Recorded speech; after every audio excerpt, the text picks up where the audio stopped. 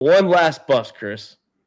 Okay, so this can be the big one. And I know you probably saw the list and you were like, what the fuck is Chris talking about? Probably going to get a lot of hate on this one. But when you hear my supporting facts, you might agree with me. Okay? Lay it on me. And this backs up also to like the Baker Mayfield. It's about where he's being drafted. I think he's still going to be great, but it's where he's being drafted. I'm going Saquon Barkley.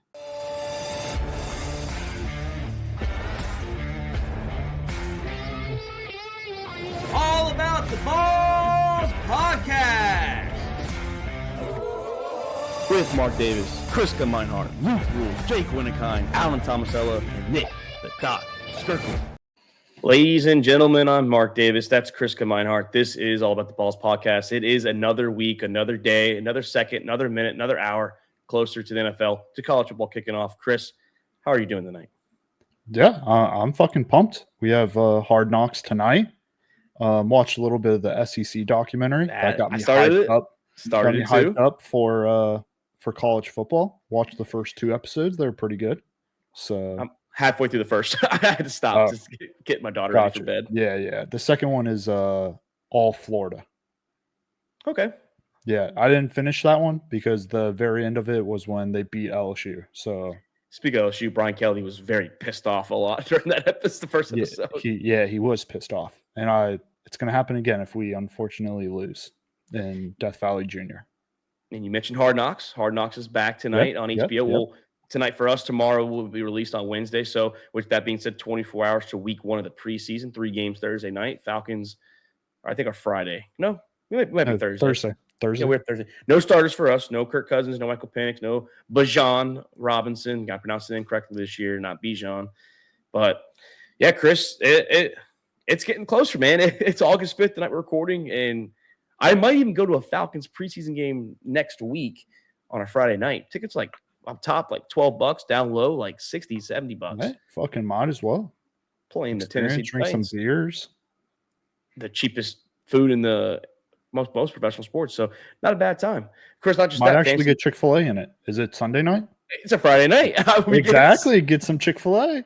Might have to put that on the old Snapchat stories, and that's one story I will post that is allowed. So, I could post Chick-fil-A in Atlanta at Mercedes-Benz Stadium. What a shocker! Very, very rare. I don't know what you're laughing at, but yeah, I mean Chick-fil-A on a post on a Friday night in Atlanta at Mercedes-Benz Stadium. That is a rare thing to say.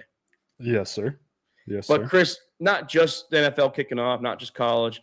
Fantasy football is right around the corner. We have some fantasy stuff to talk about tonight. I know you had a good one with the steals, bust, and rookies. That's 3 things that are important to a league winner. You know, if you want to be a league winner, you got to hit on those 3. Well, hit on 2, avoid 1. So some good stuff coming tonight. Yes, sir. Well, let's start with the news. We have a little bit of news coming from the NFL training camp, and 3 teams, the Arizona Cardinals, the Cincinnati Bengals, and the Las Vegas Raiders, Chris, have announced they are playing their starters. Not sure how long they're going to play, but are you shocked that any of these teams are playing their starters, or is it warranted for these 3 teams to go out there with their starters to at least a couple drives? Yeah, so I mean, I didn't really look into the Cardinals, the Seahawks, most of the Bengals. I sent it to you earlier. Coach came out, said that they were playing their starters, that he was kind of tired of starting slow. Yeah. But I mean, my question is like, all these other teams don't play their starters and they don't start slow. So what's the issue? So, I mean, it's big injury risk. I mean, Joe's already proven that he's not as durable as maybe they thought he was. He's had some injuries. So, I mean, hopefully it works. Hopefully it works out. And it doesn't go bad. And they start the season off strong. Cardinals, I don't really see why they would start their starters. It's the same system as last year. Yeah, I mean, everything's the same, so I'm not really getting that. Las Vegas, I can see it. New system, new quarterback, a lot of key players there. Yeah, I can understand that one. Yeah, so maybe get Ginty in there to see how the big boys hit, because he did come from Boise. So, I mean, he didn't get hit too hard out there. But we'll see. I think I've always been a good component on starting at least not all the games, at least one or Yeah. two games, like maybe a drive, maybe two, if you want to get some rhythm going. I know when there was 4 games, it used to be you play the third game. That was the dress up game. You play about a half or so, and then your backups come in and do those. They prove what they can do. But yeah, if it starts to get a little physical for the starters, yeah, you pull them. But I'm all for it. I mean, they're probably going to be vanilla defenses anyways. The offense isn't going to be as meticulous, not going to be as, tricky if they don't have any trick plays. Probably going to be very basic. Run the ball, catch some easy routes, whatnot. I mean, I don't think Jamar Chase, Joe Burrow, T. Higgins, they need much work out there. I think it's just kind of get the Nah. rhythm. I know during the Yeah. joint practices, you get a lot of games like the Colts and Ravens. They've already had joint practices. They probably had a lot of, minus the fights with Nate Wiggins, but they've had some playing time. So I don't know if these other teams have had the joint practices. I haven't kept track of the joint practices for them, but I like it. I like them going out for a drive or two and just kind of get the rust off.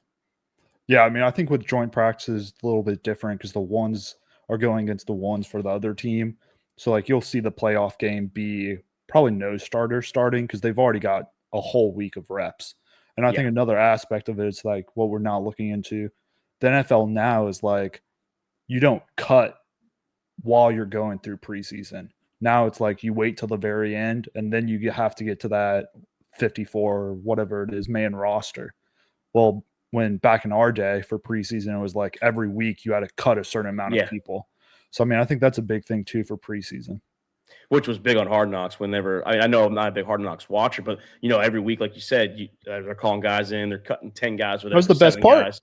That's part about Hard It's- Knocks. Best part because you see the reactions, but it also sucks because those players are getting cut for the first time in their life. They're pretty much being told, "Hey, you're not good enough to be on this roster." But no, I think for these 3 teams, like you said, Raiders, it's good for them. I mean, Pete Carroll, Geno Smith, new OC. I mean, you have to kind of get the rhythm going there. Genty, big rookie. I don't think the defense is, new coordinator, but defense hasn't changed that much for the Raiders. So it's good. It's good for them. Good the Cardinals. I mean, maybe it's just good to see what's going on. I don't think Marvin Harrison's questionable, I believe. I think he's kind of dealing with an injury. They're all dealing with, like little injuries here and there. So All soft tissue.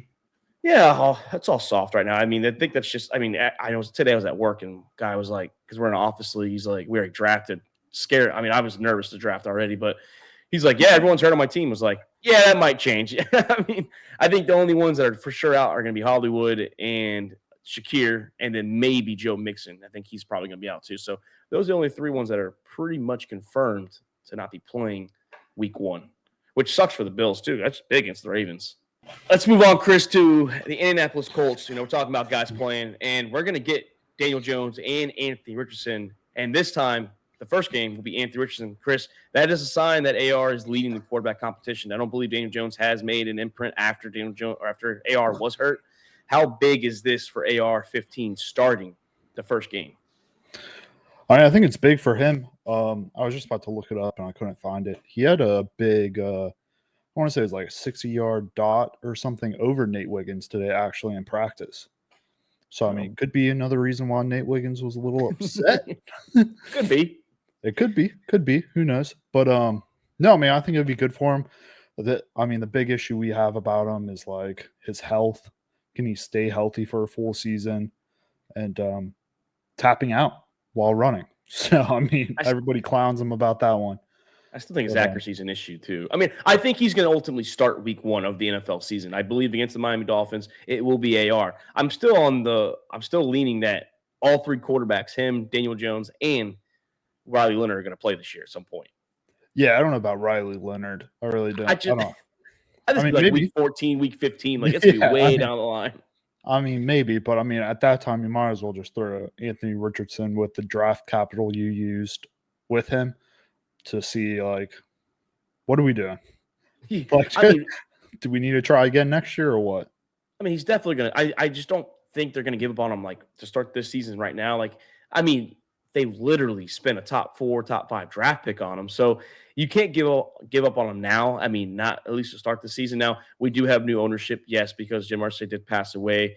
Now that opens the door. They didn't draft this quarterback. They didn't bring the GM in. So what's going to happen there for the future? But I think to start the season, I think AR is the starter.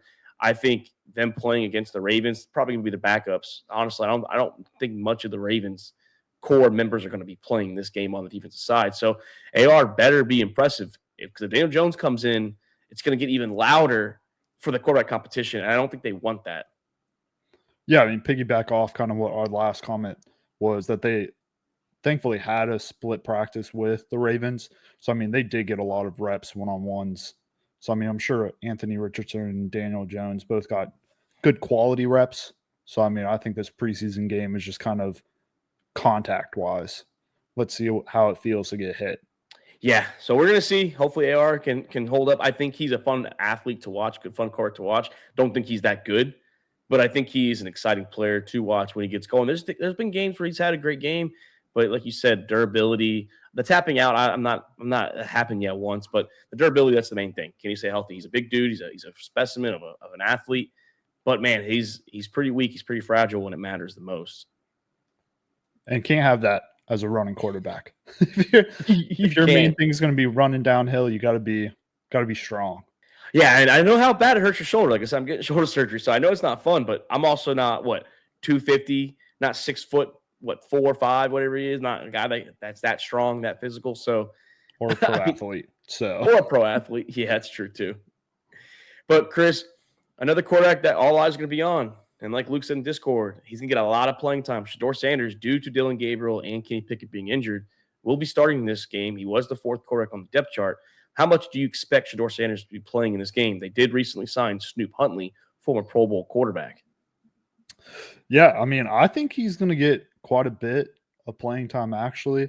I mean, I see Shedeur and Dillon splitting a lot of games if Dillon comes back from this injury in future preseason games. Because, I mean, I think Joe Flacco is going to start the season. I don't think one of these rookies are going to start. So I really do see a lot of playing time between these boys. And I will say my eyes will be glued to the Cleveland Browns when they do play. If Shedeur Sanders goes into the 3rd quarter or how much time he plays, I am glued to the TV. I'm glued to wherever I'm at. It doesn't matter if it's a phone, a tablet. I don't care. I am going to be stuck on this game because I want to see what Shedeur Sanders is. I like Doc said last time, he's got the highest ceiling of all the quarterbacks. And does he have the talent? Sure. Did he look that great in college? I wasn't a big fan, but all eyes are going to be on Shedeur Sanders, rightfully so. And I can't wait for the Cleveland Browns preseason game this weekend. Yeah, Friday night, like I said, man, I'm going to be all on it, Chris. Panthers, Browns, NFL Network. So there's no excuse not to watch it. It's got to be the game of at least Friday night, the game of Friday night for me to be watching. Yeah, I mean, I feel like the NFL Network and the Browns staff kind of talk this one out because that's the only game you can watch unless you own the NFL Plus subscription, which I doubt a lot of people own. But this is the only game you're going to be able to watch. So, I mean, Friday night would be a good night. Yeah, and actually the Lions do play the Falcons, so I will have to have both on. I'll have the Falcons probably on my phone, probably on whatever, sportsearch.net. But, yeah, Chris, this game will be fun to watch, and we'll see. This could get the right foot in the door for Shedeur Sanders to be the backup. Like you said, I believe Joe Flacco does start. I believe it's going to be Joe Flacco versus Joe Burrow week 1, Bengals, Browns. It probably won't be any of these rookies. Agreed. Chris, let's talk about the next Marshawn Lynch. That's James Cook, the running back from the Buffalo Bills, and he's all about business. That's the key word, business. He's sitting out due to business. If you ask him a question, it's about business. So, Chris, when does this contract get settled? Because I believe that's what the business is all about. Yeah, I mean, it's going to be tough. A lot of players want to get paid before going into their contract year, which has recently been a change. I know people back in the day would play their contract year and then expect a big payday. Yeah. Now they're expecting a big payday before, which, I mean, granted them, they're looking out for their health. They don't want to get injured this year and then be screwed out of a contract or even worse. But, I mean, it's hard. Yeah, I mean, he played phenomenal last year. I think he had, 14 touchdowns, something like that, up in that number. And he was phenomenal at the end of 2023 when Joe Brady took over as OC as well. Yeah, so, I mean, it's a big contract. I know it's kind of getting pushed under the table. Not a lot of headlines on it, but, I mean, it's a big thing for the Bills to get him signed. Probably won't see it on Hard Knocks, to be honest. They'll probably keep that out of the TV there. But I don't know if it gets done. I think I'm on the fence. It does, but I don't think even if it doesn't, I think James Cook is still going to play. I don't think he's just going to sit out. He is one of their key members, and I do believe he should get paid. I mean, him and Josh Allen are the two players on the offensive side that's what they are. Secured to get paid, after a good season. But James Cook is a difference maker. When he took over when Joe Brady took over, it changed the dynamics for James Cook, and he has been a security blanket for Josh Allen. He's helped him out. He's bailed him out at times. Don't get me wrong, but I think they will pay him. It might not be tomorrow, might not be the next day, but I believe he might get paid the week before the season starts. Side question for you. What's up? In their prime, baby Cook or older brother Cook? Who would you want on your team? I'll take Dalvin Cook. Dalvin Cook. I think Dalvin Cook, his peak, what he was for those like 5-6 years, it was phenomenal. James Cook has been good the last couple seasons, but Dalvin Cook in Minnesota, he was just a different animal. I mean, I get it. Yeah, when he left, it wasn't the same, but when he was wearing that purple, he was different. He was one of the top backs. Question was in prime, so yeah. No, I agree with you. I truthfully don't think we've seen James Cook's prime yet. I mean, you mentioned, we saw him step up 2 years ago, and then we saw last year, and that's without a big passing game. Also. Yeah, so I like I said, I think he's just entering his prime. I think going into this year, this is the year you're going to maybe see like a different version of James Cook. I mean, we've already seen him getting more and more workload, and that's good. Dalvin was just a different beast, different animal for me. Not saying James is bad, but I would take the older brother in this situation. I agree. I'd take Dalvin. Speaking of purple, Chris, Jordan Addison, wide receiver from the Minnesota Vikings, did receive a 3-game suspension due to his substance abuse situation with DUI. So how big does this affect the Minnesota Vikings? Were the first 2 games, by the way, primetime against the Chicago Bears and the Atlanta Falcons. Yeah, I mean, everybody kind of knew that this was going to happen. I'm sure Vikings already knew that this was going to happen. That was going to be a 3-game suspension. I mean, hey, on the other side, you have Justin Jefferson. So, I mean, luckily it's not their number one. But in a healthy TJ Hockenson. Yeah. So, I mean, I don't think they're going to be hurting too bad. They do play the Bengals week 3. That's another high-scoring offense. Well, I wouldn't say the Bears were, but like Falcons, and I think the Bengals will be. So we'll see what the Bears will be. But I think it's big for the first 3 games, but I think they can come out still 2-1 at the best case, 1-2 at the worst case. I don't think 1-2 is the end all be all for them either. Yeah, I mean we'd have to see what the Falcons do defensively, but I don't think they'd have to worry too much about. I mean, I know the Bears defense played average. I wouldn't say they were spectacular in any means. Yeah. And then the Bengals defense there's holes everywhere. There's holes everywhere. So, I mean, truthfully, they don't have too much of a defensive strength they're going against without Jordan Addison. So, I mean, that's one good thing also to look at. Yeah, and it's just the first 3 weeks. But that opens the door for Rashee Rice. What's he going to get? I mean, like you've said before, if Alvin Kamara got 4 games with no jail time, I mean, what does Rice get? We saw Jordan Addison now get 3 games. I would say the hit and run was pretty bad with allegedly having the weapons in the car and everything. Now, like I said, he did get some jail time. He's got probation. So when does the NFL drop their hammer on this situation? I believe it's going to be at least 6 games. And I wouldn't be surprised if it's 8 games.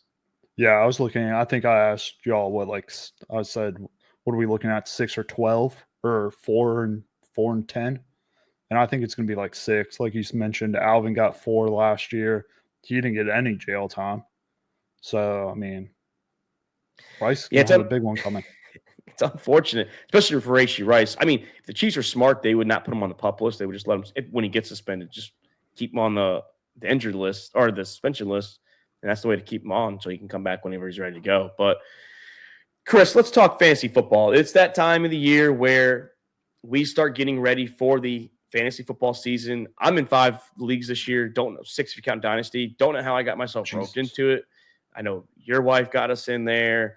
An office league wanted to do it. I'm in Riz's league, another buddy's league, and then, of course, our league, Dynasty. So, Chris, I think this is a good topic. Some sleepers, some bust, and some rookie value. So, sleepers is very, very important, I believe, if you want to hit on a very sleeper or two in your draft, somewhere you can find in the middle rounds, maybe even a little earlier, that maybe you have to get them because of the turnaround, depending on where you're at. So a sleeper, Chris, obviously a guy that's not expected to be the big household name this year, but could end up being that difference maker in your playoff push weeks 10 through 14, and then obviously 15, 16, 17 if you're in a 3-week playoff like we are. Do you have any names that you would like to drop first, or do you want me to start it off? Yeah, I can. I'll start it off. You already saw my list, so no big surprises with you. I'm gonna go. I am shocked on I'm shocked on one of the busts, because your bust would not affect my bust. I mean, our busts affect each other, but one, I don't think both can be busts. So we'll talk about that. Well, I do have two. I have two big busts, but they're not like busts as you think they'd be busts. They're more. We'll explain it when we get there. Yeah, I might get some hate. I might get hate on the internet, but just stay with me. Listen to what I have to say. But a sleeper that I have, I don't want to say it. I hate that we're all in the same league and everybody that listens to it is all in the same league. But I'll definitely be looking for him. Hometown boy, Rashid Shaheed. I think last year, he averaged 17.5 yards a catch before his injury, wide receiver 23 in the 6 games he played before his meniscus injury. Also posted right at 7 targets a game, sharing about a 23.3% target share, which is 26th among all wide receivers. And the big thing here, though, to look at is that the Saints didn't do anything offensively in the wide receiver core. So everything's still intact. They did sign Brandon Cooks, but he's washed. So, I mean, he's not going to be taking target shares away from Shaheed. So he's that steady wide receiver too. With Kellen Moore's new offense, he brings fast pace. He ranked top 8 in plays per game. So Kellen Moore is definitely going to be getting a lot of plays out there offensively. Big question mark you might have, quarterback. Yeah, is it going to be Tyler Shuck? Insiders think it's going to be Spencer Rattler. He's been balling out the past week in these off-season workouts. So, I mean, I think the bottom line here is Shaheed's going to be a big-time playmaker, and I think he's definitely going to outperform his ADP, which I have him as a sleeper. He's not going to, be spectacular, No, but if he could be a solid flex player, that's key. I mean, that would be good. A bye-week wide receiver. Yeah, or like I said, even a flex, if someone gets hurt, you have the option. If you have 4 good receivers, you throw them in there. Yes, sir. Yes, sir. I won't be rushing for him. I'm just letting you know. I won't be. I'm actually. I got eyes on Chris Olave. I'm being serious. I think Chris Olave, if he can stay healthy, I think he's due for a pretty good season. Now, I don't think maybe wide receiver top 10, top 20, but like you said, bye week, maybe he does come back and he's being good. I mean, the problem is, can he stay healthy? There's no Derek Carr to throw him into traffic. So hospital balls. Yeah, I like one of your Saints receivers, just not that one for me. But if we're on the receiver train, I was thinking the NFC South, Tet McMillan. He's coming into a system with Dave Canales as the head coach, a guy that's going to get the receivers the ball. We saw it in Tampa Bay. Last year, they didn't have the big names. I know Leggett was there, but Bryce Young did turn around the second half of the season. And you're bringing Tet McMillan in, who I believe is an absolute freak of a wide receiver. We saw in Arizona what he was able to do the last 2 seasons, and Arizona is not known for throwing the ball at a high explosive rate and having a good stud receiver, and that's what they had. And I think with Tet there, I think Leggett and Thielen will help him too, not be so focused on him. I think Bryce Young is going to focus a lot on Tet McMillan. I think if you can get Tet in the round 6, 7 round, or that area, I like it. I like him as a flex player. I have him in my office league, by the way. I drafted him where I wanted to. I was happy with the pick. I had too many rookies on my team in general, but I think this is a rookie that we're talking rookie impact. We'll talk him too, but I believe he's a guy that's a day one impactful player. He's probably got the most impact day one as a position player. I wouldn't be surprised if Tet McMillan is in the top 25, top 30 this year as a wide receiver, which is good enough for a flex player, in my opinion. No, I agree with you. And that's exactly why, little spoiler, I have Tet as my fantasy day one impact. Dominated at Arizona, true X receiver. I mean, 1,400 yards, 10 touchdowns last year. I think he's going to come in and command a high target share. I definitely expect him to challenge that wide receiver 1, wide receiver 2 role. I mean, you have Adam Thielen and Xavier Legette, which Xavier Legette, I don't think it's working. I don't think drafting the hometown boy worked out to their benefit. Maybe he gets it going this year, but what I've been seeing videos of their practice, it's not looking too good. But 6'5", big body, great hands. So I mean, he's going to be a day one red zone weapon, especially for Bryce Young, with checking it down early too. I think he's going to lean on big. And in college, he was good after the catch too. That was the thing. He, for his size and his length, he was good after the catch. So like, you get a couple extra cheap yards, that could be big in dynasty or any fantasy league too. So I don't know. I like him, Chris. That was my number one sleeper. I really believe he is a number one sleeper option. You get him in that middle round. Don't worry about the rookie little tag on him. Don't worry about that R. Just he will be big, I believe, all season. No, I agree with you. I mean, I don't have my sleepers ranked, so I mean, I just kind of have them. So well, yeah, I tried going 1 through 3. 2 and 3 for me are interchangeable. Really, my 4 is actually a home run. I did put 4 because I do believe he can win you a league if you get him in the right spot. No, I mean, agree with you. Like Tet, unfortunately, I'm kind of scared of what Carolina's building over there in South Carolina. Yeah. North Carolina. North Carolina. Sorry, the other Carolina. But yeah. But no, I like what Carolina's doing, and I like Tet McMillan. From a non-biased mindset, yes, they are building good things. Yep. What's your next one, Chris? Probably what a lot of people are going to have. Tyler Warren, tight end for the Colts. I know, back-to-back sleepers with quarterback question marks. I know. Yeah. Just stay with me here. Past 2 years, fantasy football tight ends, number 1, Brock Bowers and Sam Laporta. Both rookie tight ends going into the year.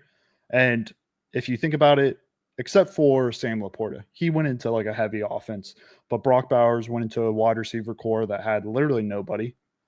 Not saying Tyler Warren's not going into a wide receiver core with nobody, but going into a Colts team that has no tight ends for them, had more than 14 catches or 182 yards last year. Indy used tight ends on 98% of their snaps and deployed multiple tight ends on 25% of their plays. So the volume's there for Tyler Warren. And I mean, man balled out at Penn State. Won the Mackey Award, 19 receiving touchdowns, 6 rushing scores. So I mean, going with going with either quarterback there.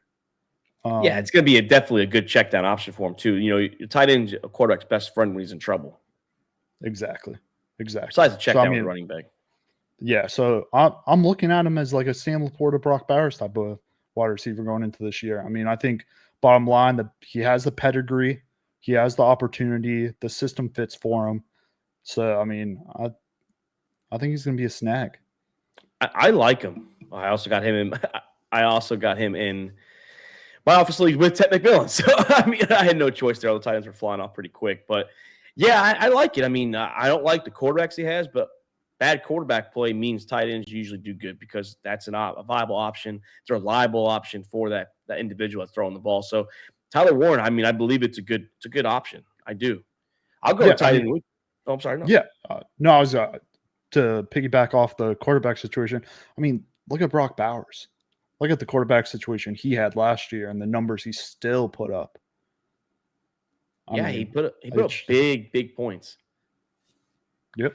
Let's stick on the tight end train, Chris. I'm going to go with the tight end from the Denver Broncos, newly Denver Bronco, Evan Ingram.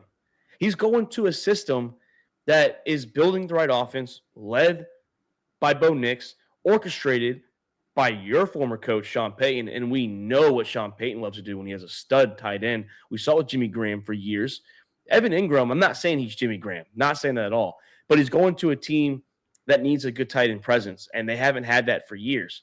He's going there with Cortland Sutton and Marvin Mims and Vele, and yes, they have some young running backs.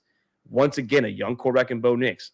Evan Ingram had some injury problems last year in Jacksonville, But when he was healthy the year before that, he was a freak. He was one of the best tight ends in fantasy football. He was one of the best tight ends in the NFL.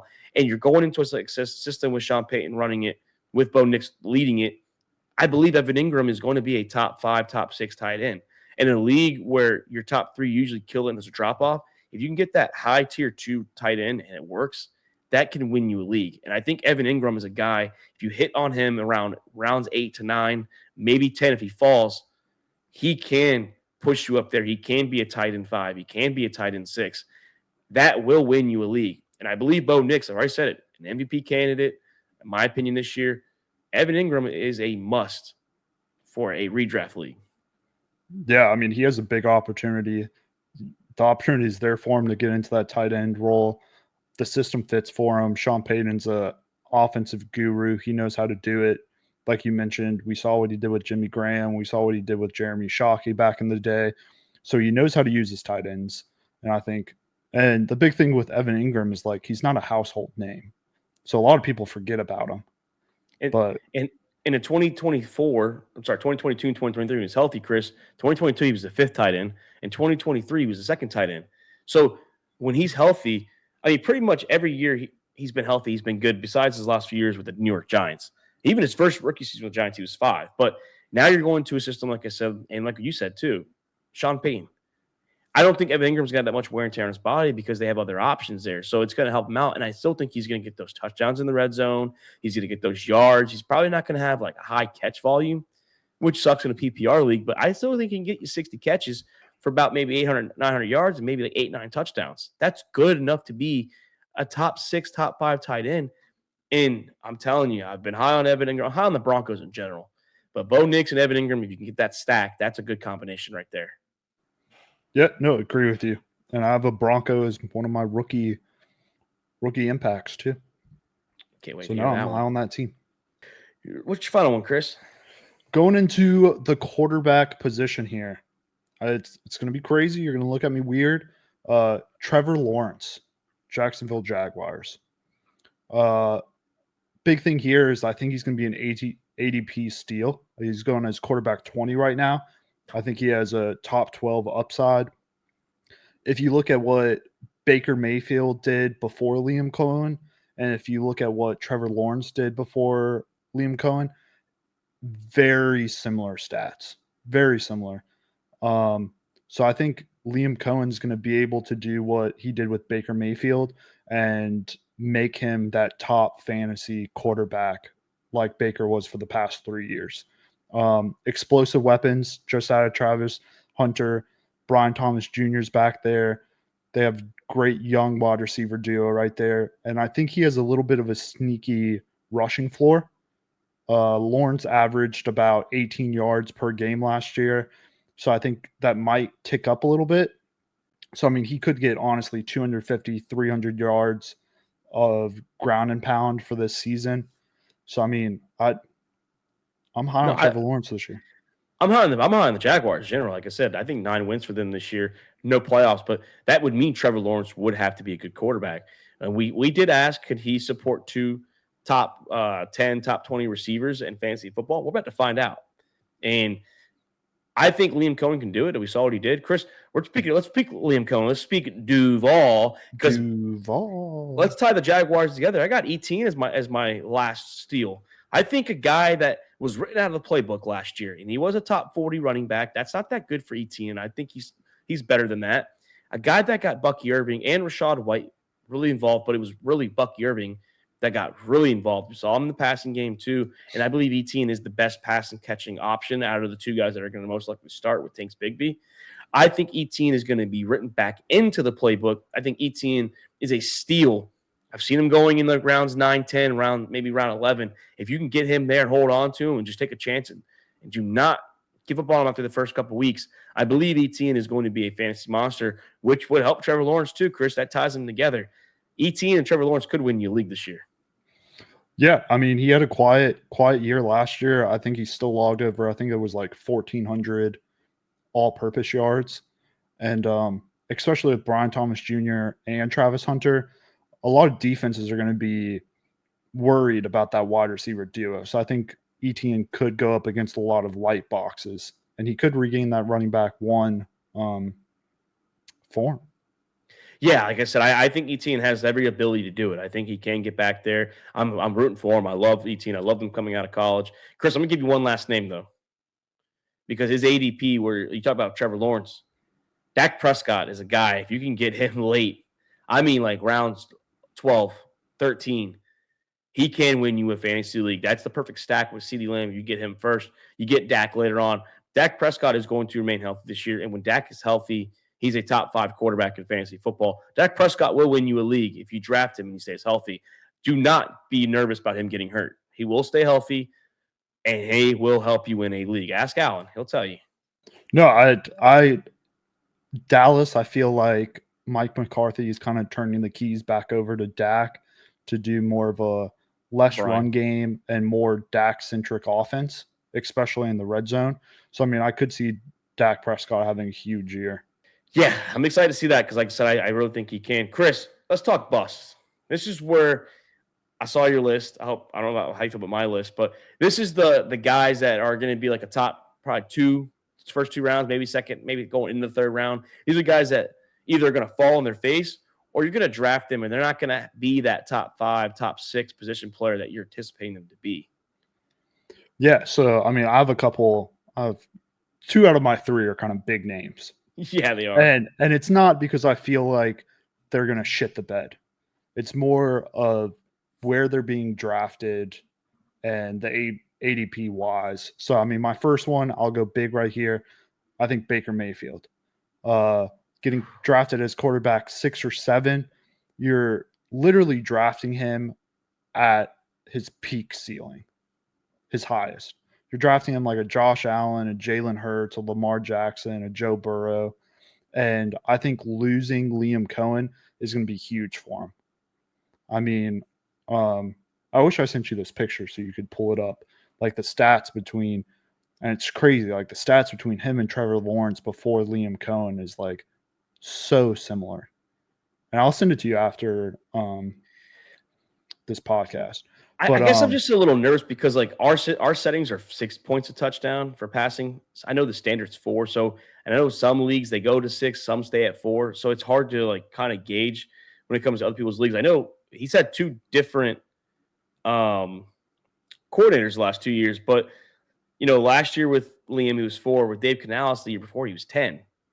So both years in Tampa, he's been a top 10 quarterback. But yeah, I mean, if you draft him, but you're drafting him at 6 or 7 quarterback. I mean, the aging weapons also. I mean, Mike Evans turning 32, Chris Godwin's battling an injury. We don't even know if he's going to start the season this year. They did draft the Ohio boy, which is apparently doing big. Another big thing that which like is like blowing fantasy football upside down is like these running quarterbacks. And I don't think Baker's bringing you that elite rushing upside like other quarterbacks that could that you're drafting that high anyways. So, I mean, it's not that I think Baker's going to be shit. I think he's going to be great. I think he's going to be a great fantasy quarterback. But the ADP that he's being drafted at right now is his top ceiling. I think there's safer quarterbacks you could go with more upside and better floors going later in the draft. That makes sense. I mean, if you're drafting Mike Evans, like I know both of us kind of been eyeing it, then like always eye Mike Evans. Maybe reaching for Baker is going to be good because we already talked about stacking quarterback wide receiver. But like if you're just trying to go Baker Mayfield, then like there could be smarter decisions. Well, let's keep Tampa Bay Buccaneers in this conversation, Chris. I'm going to go Bucky Irving. Now, I get it. Impressive rookie season. Love watching him as a non-biased fan. But Liam Cohen's not there, and we saw what he was able to get out of the running backs. And the year before that, Dave Canales got the best out of Rachaad White. Last year, it was Bucky Irving with Liam Cohen. So what's going to look like for Bucky Irving with this new coordinator? That's the thing. We just talked about Baker Mayfield, and Bucky Irving is a middle of the 2nd round ADP. He is literally going top 10 in a lot of these running backs. Now, he's not the typical change of pace running back this year. He's the guy. Everyone's going to be focused on Bucky Irving. Not saying they weren't later in the year, but now they know it's Bucky Irving. They know who he is. So what is the sophomore season going to look like? Is he going to get a sophomore slump? Is he going to be outstanding and stellar again? I'm leaning on I would rather have like a Kyron Williams who his ADP is like literally the end of the second round, beginning of the third round. I'd rather have Devon or Devon Achane, who's being drafted right around a Bucky Irving. I just don't trust Bucky Irving to the fullest degree that he showed us last year. I just don't. No, agree with you. And kind of like the same thing with like Baker is that I feel like Bucky Irving's being drafted at his ceiling as well. And let's not forget that Rachaad White's still on the team. So it's not like he's the solo running back on Tampa. So I mean, he still has a deep running back room. And I do think Bucky takes a little step back. Yeah, I mean, I'm not saying he's going to be bad. I think there's a lot of other guys that are being drafted around him that I absolutely trust, and guys that are actually projected after him. Like I said, Kyron Williams is a big one. Kyron Williams is a consistent top 6, top 7 running back, and people just forget about him. Agreed. Chris, I think our next two, like both are busts, like same teams, but they kind of, it's just different. It's just different. I'll start it off. I have Garrett Wilson as a bust. And this is more of not who Garrett Wilson is as a player, but who's throwing him the ball. And I think anybody can agree with you, especially for a wide receiver. It's like a quarterback's going to make or break you in fantasy. And Wilson's entering year 4 with a third quarterback. So, I mean, each of the past 3 years, he's had a new quarterback. This year, it's going with Justin Fields. Fields averages 155 passing yards per game over his entire career. And that's even less than Zach Wilson. So I know we could say that Garrett Wilson still did better, but I mean, Justin Fields passes the ball way less. And kind of still ADP. I mean, that's the theme with my bus is that where they're being drafted. I mean, Wilson right now is being drafted as a top 15 wide receiver. And I really think the production is going to dip. I mean, he did have 3 straight 1,000-yard seasons. And I think this year the Jets are going to go more ground game, less passing volume. And I think Fields might help the Jets win more games, but it's going to be with his legs and not his passing. So I think the talent for Garrett Wilson is undeniable. Everybody can agree Garrett Wilson's a great wide receiver, but Fields makes a massive leap doesn't make a massive leap as a passer, and the draft price for Garrett Wilson is just too steep for the risk to think that he's going to step up and be this passing god that he hasn't been for his entire NFL career. I'm on the Jets theme, Chris. I'm on the Breece Hall bus train. I mean, I understand his sophomore year, he was number 2. Last year, took a step back and went 16. He's projected as the 13 overall running back, and I'm just telling you there are guys around him that I think are going to be a better steal. James Cook, I think he's a better option. I think Alvin Kamara this year in a full season is a better option.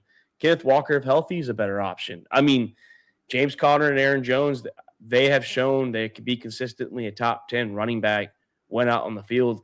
There are values later on in the draft that I would rather have. I'd rather stack up on receiver and avoid the Breece Hall dilemma. Similar to what you're saying about Justin Fields. Okay, maybe he gets some checkdowns and he can do that because he's a pretty good pass catcher.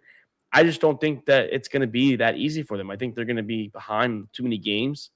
And that might help Garrett Wilson. Like I said, I might have to disagree with you on that one. I just don't think Breece Hall is going to be that top 13 running back that people think he's going to be. I don't think the Jets are that good anyway to support either a top 10 receiver in Garrett Wilson or a top 13 receiver or running back in Breece Hall. So one of them's got to be a bust, in my opinion. It might be both, but I at least see one, and I'm just leading the run game here. I just think it's going to be Breece Hall. I do not like anything that Breece Hall is going to bring to the table for Justin Fields. I think he's a hell of a player. I just don't trust it this year. I mean, I might be an outlier, and it might be a crazy talk. We might get comments about how podcast equipment's too expensive and shit. But I don't think Breece Hall is that guy anymore. Like, I don't think he's what we saw when he first got into the league. I don't. I haven't seen it recently, and I just don't think he's that guy. And it could be about the supporting cast around him and everything that's happened to the Jets, and the Jets may just be cursed. and Brees Hall may just need a new environment to thrive. But I don't see Brees Hall going back to what his prime was, and it sucks to say his prime because it's what Going to year 4. He's going to year yeah, 4. on year exactly. So it's like I don't know. Well, I mean, don't see it. And maybe it has changed, but this whole Jets team has been the same. They came in with Wilson, same year. So I don't know, man. I don't like the Brees Hall for fantasy football this year. I'm going to avoid Brees Hall unless I somehow get stuck and I really need a running back too, and he's still there. I'd rather have better options. I'd rather just stack up on receiver, get that stud running back in the round 2 or round 1, and then get another running back around like maybe round 5. That's just unfortunate. Nope, I agree with you. One last bust. The Jets are going to be very good. Yeah, they're not going to be, unless you ask Alan. But one last bust, Chris. Okay, so this can be the big one. And I know you probably saw the list and you were like, what the fuck is Chris talking about? Probably going to get a lot of hate on this one.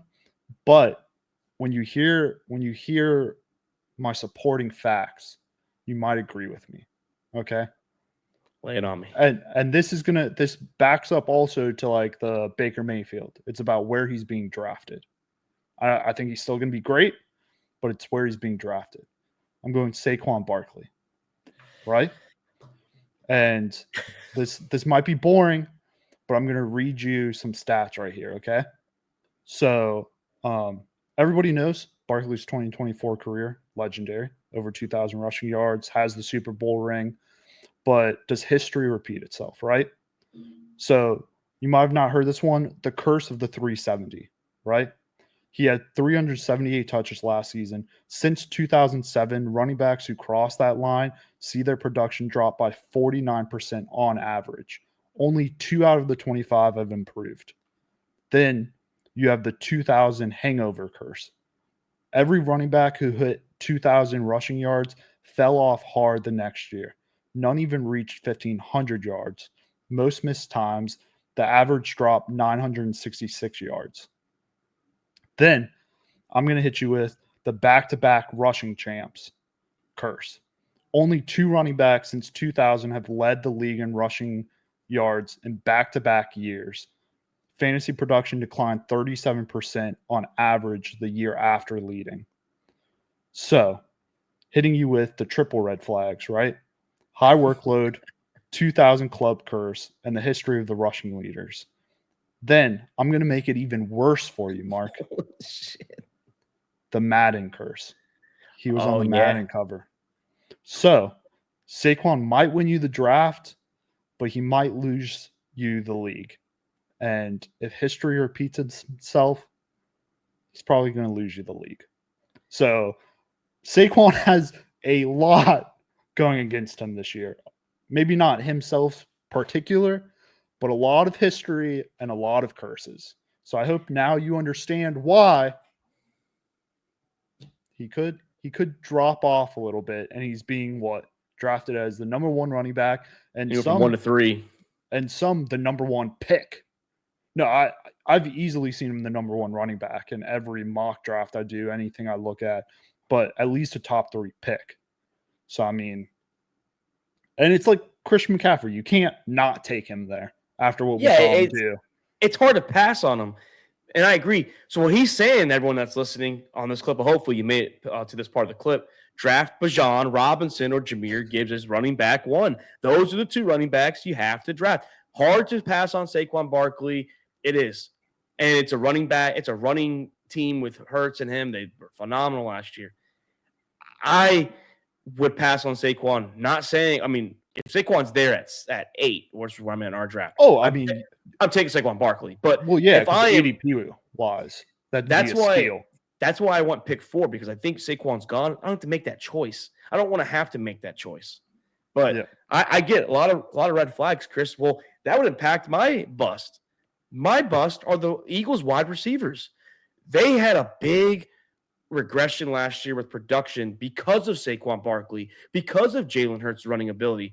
And I think that they're still going to feed Saquon Barkley. And unless he gets hurt, I think the A.J. Brown's being drafted in the first round, the second round, like in the middle of it, that is no more. I don't want him. He was a top, I think, 20 receiver last year. I don't want him as a projected top 10, 12 receiver because I just don't think the value's there. Devontae Smith, same thing. I don't even want to take a chance at wide receiver 2. I don't want any of the Eagles wide receivers on my team unless AJ Brown's my wide receiver 2. It's the only way. But I don't want them on the team unless I know a Saquon. If I could read the future and I see Saquon's hurt, then I draft him because they are going to throw the ball. But with the history that I showed last year in 2024, I don't want any of the Eagles receivers on my team as my number 1 receiver, and I don't want Smith as my number 2 receiver. No, I agree with you. I mean, there's a lot of mouths to feed on that wide receiver room. Saquon Barkley's there as running back. Jalen Hurts still a huge, major red zone rusher. They also have a new play caller, so probably going to be a new offensive shift. And after what we saw Saquon do, they're probably going to run the game a lot, do short passing, and like kind of hurt them with little stabs here and there. I don't think we see a lot of long throws for like touchdowns. So no, I mean, I agree with you. One of us, and it could be me, but if history says anything, one of us could be bad. And this could go down as one of the worst takes. That 2-minute speech, that is a clip. That's definitely going on. The old talk and the old YouTube, but man, one of us got to be wrong because I think the Eagles are still going to be a good team, and they all 3 might be good. I mean, we both could be wrong. They all 3 could be good. We don't know. I mean, like you said, we could both be right. I like that one. I would take the Eagles being bad for us to be. If we're right, the Eagles are bad. We don't want the Philadelphia Eagles but it's just so hard because they're so talented. I mean, just taking the whole Nick Sirianni, we don't like them thing away, and the fans, they're a good team. They are. Team. They are. Of course, we already talked about a couple of rookies. You talked Tyler Warren. I talked Ted McMillan. We only have a few minutes left. So what are some rookies that might have some value early on? And then some even rookies that maybe not have that value the first few games, but that playoff push for me, like a Caleb Johnson or Marion Hampton. I believe those guys right there, weeks like 9 to your playoff push all the way, they're going to be big. I think Caleb Johnson is going to be a huge, huge pick. If you can get him a little later and you hold on to him all year, hopefully you have some more roster spots than we do, you can hold on to him and you can keep him as a playoff push, maybe even a trade piece too. No, I agree with you. We already hit Tet for me, so I don't need to go into him again. My big thing, Luke's going to love this one, RJ Harvey. We said, RJ Harvey to me has Alvin Kamara written all over it. 1,400 rushing yards last year with UCF, 6 yards per catch on average, made defenders miss all the time. So, I mean, that's just Alvin Kamara written all over him. Sean Payton knows what to do. Sean Payton knows how to play him. And I think he's going to be a super late round lottery ticket. Maybe not for our league because Luke's going to snag him up if he drops any lower than what possible. Or in any other league, like a waiver wire gold stash. I'm thinking like 2023 Kyren Williams, 2022 Dameon Pierce waiver wire type of impact. I think he's going to lead the backfield by the midseason also. I'm high on RJ Harvey. I'm high on Trevion Henderson, Chris, with the New England Patriots. Alan will like that one. Oh, yeah. Guys. Yeah. I think him. I know Stevenson's still there, but Josh McDaniels is a guru when it comes to play calls. And I know he's not a good head coach, but he's going to get Henderson, and Mike Vrabel loves around the ball too. That's another reason. But you have Drake May also can check down. Henderson's electric in the passing game. So Trevion Henderson, same thing like you said with RJ Harvey. Same thing I said with Caleb Johnson. Those are guys that are going to help you the second half of the season. Those are guys, like you said, a gold stash. A nice little stash and play when it matters the most, and that is your playoff push. Yes, sir. Yes, sir. Matthew Golden, Chris, he's been getting a lot of hype out there. Old Hook'em Horns. See that open the wall. I see him. I've even seen a few Jadon Blues late in the draft. I got him in my office. I got 5 rookies because I picked up Woody Marks. I am all rookies on my team, the all rookie team, but. No, I mean, it's exciting that Jalen Blue could be because the Cowboys are unknown at the running back. I was saying that. And Baby Ferg. For Dynasty, I like your boy Neal from the Saints. I think if you're doing Dynasty leagues, he's a good guy you can keep on your taxi squad. Hamstring injury, I think it's going to linger. That's fine. I'm not talking about like years 2 and 3. Oh, yeah, for Dynasty. I think right now it's going to be it's the AK show. Yeah, definitely. But, yeah, I mean, like you said, mentioned Warren. I mean, Travis Hunter might get some love. Maybe he could be a flex player. It depends on his situation. He's going to play, I think, preseason this week. But Chris, what an episode, man. Yeah, great episode. Just us two. Love it. It felt intimate. Kind of. We've had a lot of intimate. Fucking here. We've had a lot of intimate days. You know, the cruise, we had an intimate time. Yeah. I've been getting a lot of Snapchats recently. That was like I said, the Atlanta Falcons Stadium. That's Snapchat appropriate. Yeah. So, yes, sir. We might stick to these recordings even during the regular season. I don't know. I like it. I hate the editing portion for that because it's so much we talk about during the regular season. But during the offseason, these recordings are pretty nice. We were able to stop, today for a couple minutes. But it is what it is. Yeah, no, I like the recordings. Kind of more. Regular season might be hard because, like I said, once we do it, it's already on the show. I don't have to worry about staying up till fucking midnight to cut and clip and all this stuff. So we'll see how it goes. But Chris, week 1 preseason, by the time we release this, should hopefully be out. First games, 24 hours, the flow of 24 hours later. So all eyes are on the NFL preseason week 1, all 32 teams. Not just the Hall of Fame game teams, but all 32 teams are in action. We're literally a few weeks away from college football. I hope you're pumped. I'm pumped. I'm excited. We do have a live episode coming August 24th for our fantasy draft. That will be live. That's one we will have live so everyone can react in the moment. But Chris, from you to me, I'm Mark Davis. That's Chris Meinhardt. This is All About the Balls podcast. Have a great night or morning or afternoon, whenever you listen to this. Still used to the live episodes. Goodbye. Thank you for checking out another episode of All About the Balls podcast. We want to thank all of our listeners and supporters of the Sack House. You can listen to the show on Spotify, Apple Podcasts, and YouTube. And don't forget to subscribe and give us a follow on Twitter and Instagram @the Sack House.